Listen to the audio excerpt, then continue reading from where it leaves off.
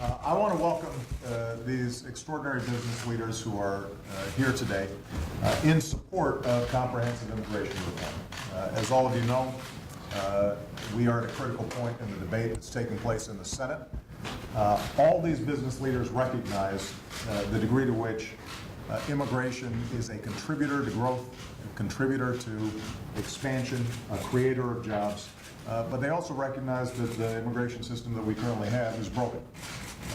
We have a system in which we bring outstanding young people from all across the world to educate them here, and unfortunately too often we send them right back so that they can start companies or help to grow companies somewhere else instead of here. We have a situation in which millions of individuals are in the shadow economy, oftentimes exploited at lower wages, and that hurts those companies that are following the rules because they end up being at a disadvantage to some of these less scrupulous companies. And so all of us, I think, recognize that now is the time to get comprehensive immigration reform done.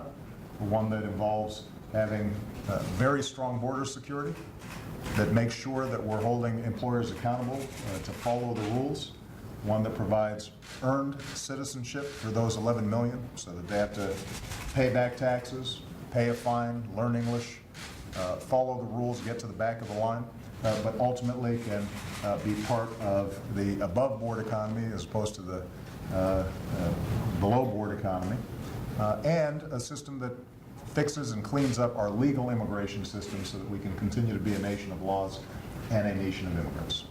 The good news is that we've got a strong bipartisan bill that meets many of those principles. As I've said before, it's not a bill that represents everything that I would like to see. It represents a compromise, and I think all the business leaders here recognize that there are elements of it that they might want to tweak one way or another, but it does adhere to the core principles that we need for a comprehensive immigration reform, and now's the time to do it. Just this past week, the Congressional Budget Office noted that this would end up bringing more money into the federal government. It would reduce our deficits. People would be paying taxes. It would end up strengthening our economy, growing our economy.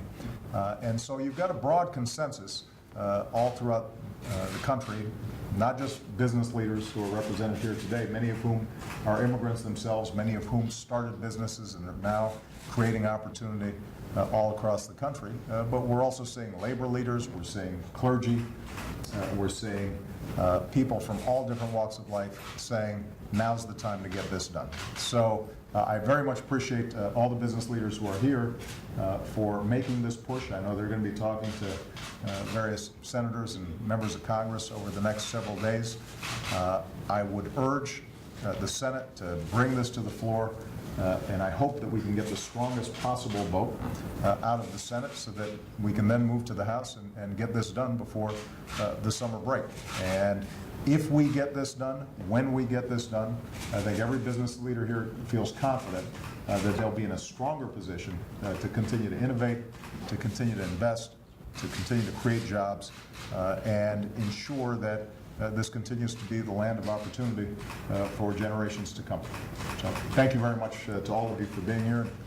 Thank you guys in the press. Thank you, Paul. Right out the door, guys. Thank you. Mr. President, have you spoken to Mr. Putin, and are you confident that they will expel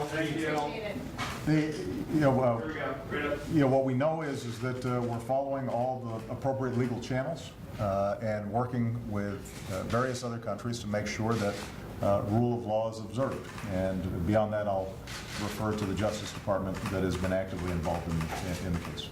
All right? Okay, thank you. Thank you, guys.